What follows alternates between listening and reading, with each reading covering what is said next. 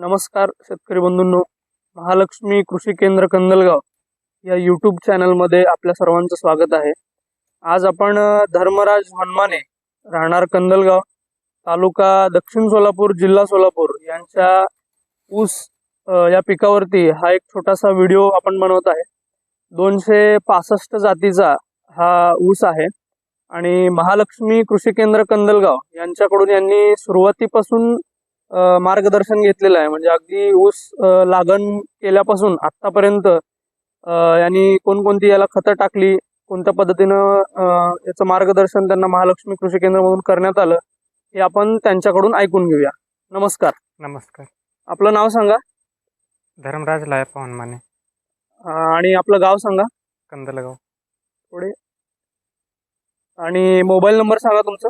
77 19 01 55 61। Okay. आणि आपली लागण कधीची आहे ऊसाची? 15 डिसेंबर। 15 डिसेंबर।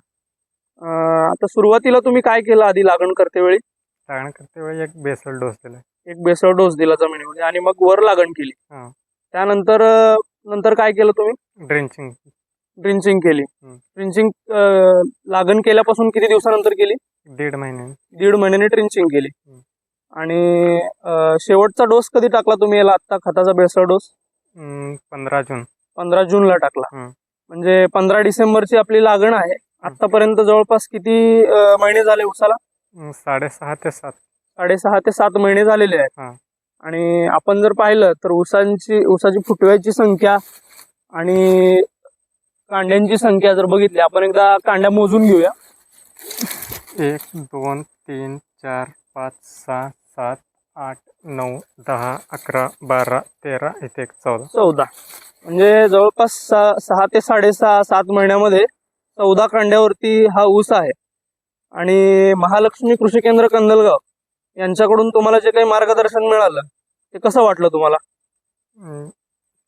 महालक्ष्मी कृषी केंद्र यांच्याकडून त्यांनी जे सांगितलं ती खतं तुम्ही वापरली, त्याचे रिझल्ट तुम्हाला कसे आले?